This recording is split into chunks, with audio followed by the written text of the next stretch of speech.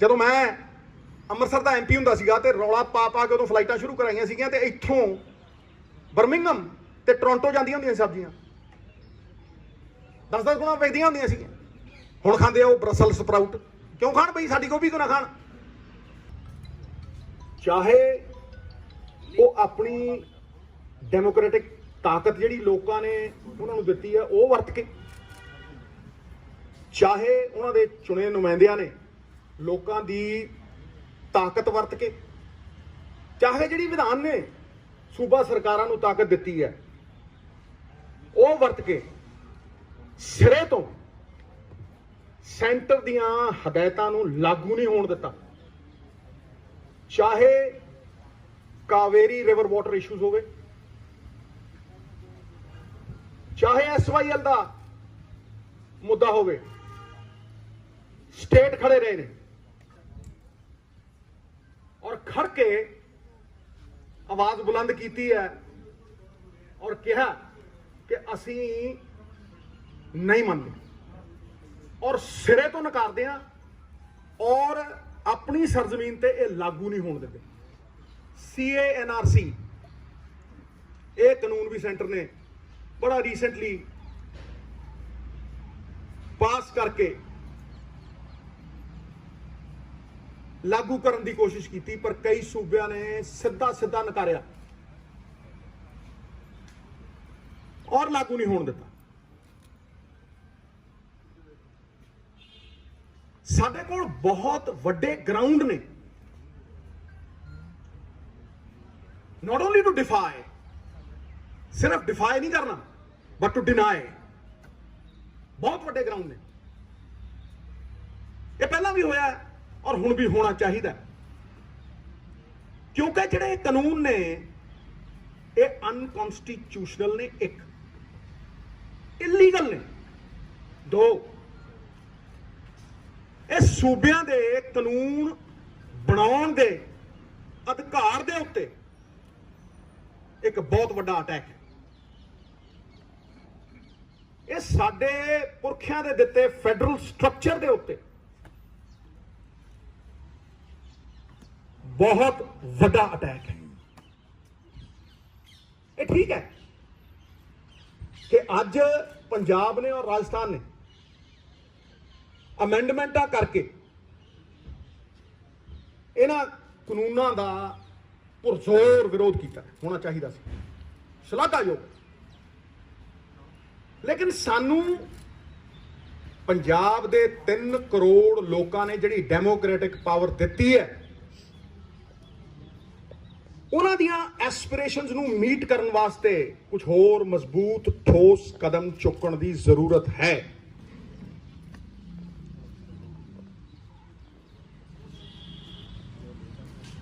ਕਿਉਂਕਿ ਅਗਰ ਮੈਂ ਇਹ ਦੇਖਦਾ ਅੱਜ ਇਹਨਾਂ ਕਾਨੂੰਨਾਂ ਵੱਲ ਤੇ ਮੈਂ ਉਸ ਹਦਾਇਤ ਨੂੰ ਵੀ ਦੇਖਦਾ ਜਿਹੜੀ ਤਾਰੀਖ ਨੇ ਔਰ ਇਤਿਹਾਸ ਨੇ ਸਾਡੇ ਗੁਰੂਆਂ ਨੇ, ਪੀਰਾਂ ਨੇ, ਪੈਗੰਬਰਾਂ ਨੇ ਸਾਨੂੰ ਦਿੱਤੀ। तारीख ने सदा ही सिख कौम को दिया है ये पैगाम कि हक मांगना तौहीन है, हक छीन लिया जाए।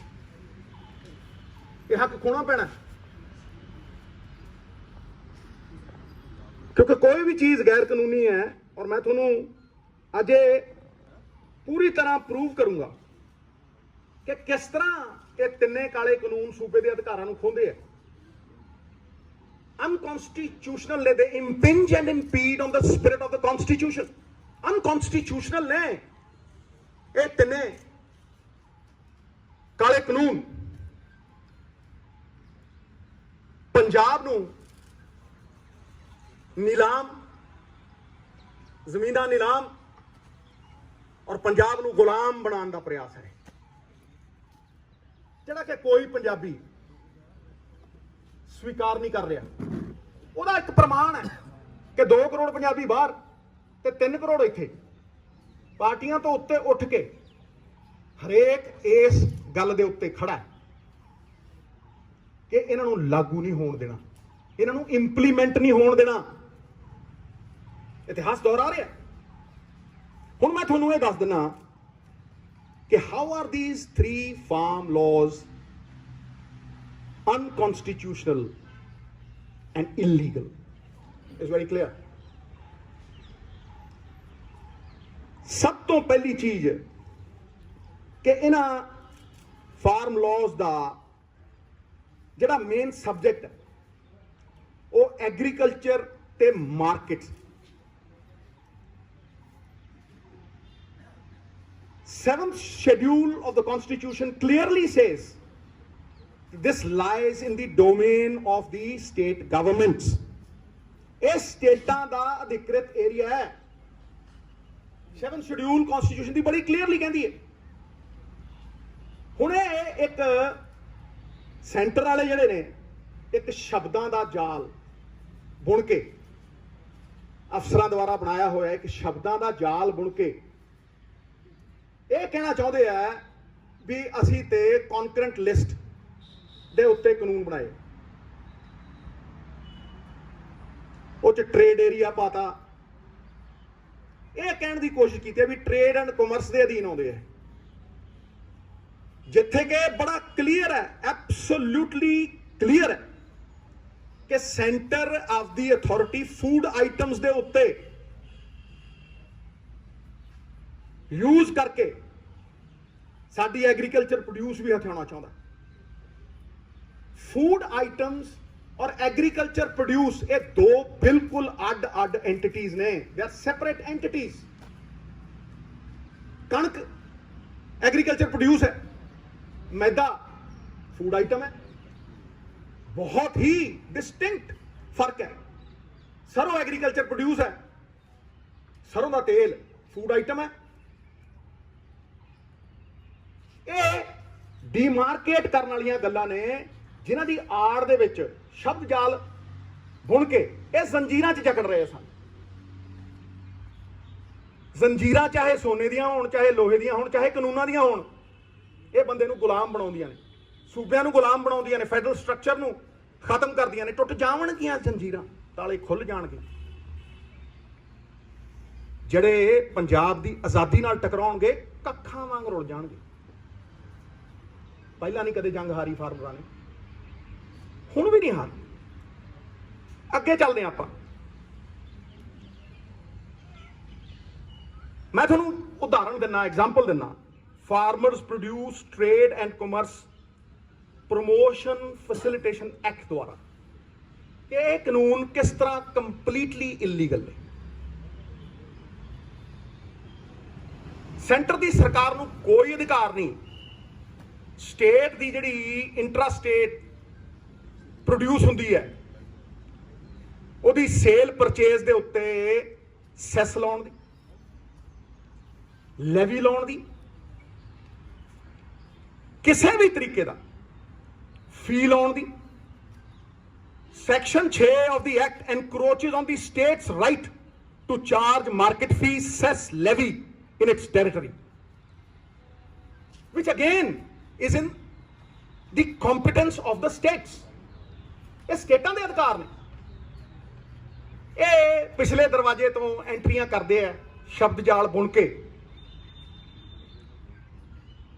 ਤੁਸੀਂ ਕਨਕਰੈਂਟ ਲਿਸਟ ਦੀ ਵੀ ਜੇ 33 ਦੇਖੋਗੇ, ਐਂਟਰੀ 33, ਉਹ ਇਹਨਾਂ ਨੂੰ ਸਿਰਫ ਟ੍ਰੇਡ ਐਂਡ ਕਾਮਰਸ ਦੇ ਅਧੀਨ ਕਾਨੂੰਨ ਬਣਾਉਣ ਦਾ ਅਧਿਕਾਰ ਦਿੰਦੀ ਹੈ, ਪਰ ਕਿਸੇ ਸਟੇਟ ਦੇ ਐਗਰੀਕਲਚਰ ਪ੍ਰੋਡਿਊਸ ਸੇਲ ਪਰਚੇਸ ਦੇ ਉੱਤੇ ਸੈਸ ਲੈਵੀ ਲਾਉਣ ਤੋਂ ਬਾਹਰ ਕਰਦੀ। ਜਿਹੜੀ ਐਂਟਰੀ 28 ਹੈ ਕਨਸਟੀਟਿਊਸ਼ਨ ਦੀ, ਉਹਦੇ 'ਚ ਵਰਡ ਆਉਂਦਾ markets and fairs. Markets and fairs ਇਹ ਕਲੀਅਰਲੀ ਡੋਮੇਨ ਹੈ ਸਟੇਟਾਂ ਦੀ।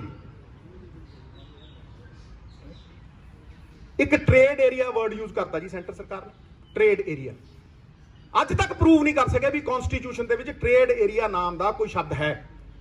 ਤੇ ਇਹ ਵੀ ਸਮਝਾ ਦੇਣ ਵੀ ਮਾਰਕੀਟ ਤੇ ਟ੍ਰੇਡ ਏਰੀਆ ਫਰਕ ਕਿਵੇਂ ਹੈ।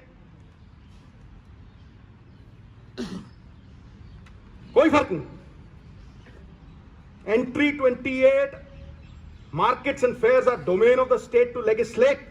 ਇਸ ਕਰਕੇ ਇਹ ਕਾਨੂੰਨ ਬਣਾਉਣ ਦੇ ਅਧਿਕਾਰ ਜਿਹੜੇ ਸਟੇਟ ਦੇ ਨੇ, ਸਾਡੇ ਪੰਜਾਬ ਸਟੇਟ ਦੇ ਨੇ, ਹੋਰ ਸਟੇਟਾਂ ਦੇ ਨੇ। ਇਹ ਉਹ ਖੋ ਰਹੇ ਨੇ ਸਾਡੇ। Just by employing different terminology, center cannot override and render null and void entries of the 7th schedule which empower the states to legislate on agriculture produce and markets. ਇਸ ਕਰਕੇ ਸਾਡੇ ਕੋਲ enough ground ਹੈ, enough ground to say ਕਿ ਅਸੀਂ ਸਿਰੇ ਤੋਂ ਨਿਕਾਲਦੇ ਇਹਨਾਂ ਨੂੰ, ਲਾਗੂ ਨਹੀਂ ਹੋਣ ਦਿੰਦੇ। ਠੀਕ ਹੈ, ਅਸੀਂ ਕਨਸਟੀਟਿਊਸ਼ਨਲ ਹੈਡਸ ਕੋਲ ਅਮੈਂਡਮੈਂਟ ਭੇਜੀ ਹੈ, ਗਵਰਨਰ ਪੰਜਾਬ ਉਹਨਾਂ ਦੇ ਰਾਹੀਂ ਪ੍ਰੈਜ਼ੀਡੈਂਟ ਆਫ ਇੰਡੀਆ। ਪਰ ਤੁਸੀਂ ਮੈਨੂੰ ਦੱਸੋ ਉਹ ਕਰਨ ਜਾਂ ਨਾ ਕਰਨ, ਆਪਦਾ ਮੁਕੱਦਰ ਉਹਨਾਂ ਦੇ ਹੱਥ ਹੈ। ਤੇ ਤਾਂ ਹੀ ਲਾਗੂ ਹੁੰਦੀਆਂ ਨੇ ਅਮੈਂਡਮੈਂਟਸ ਜੇ ਸੈਂਟਰ ਇੱਕ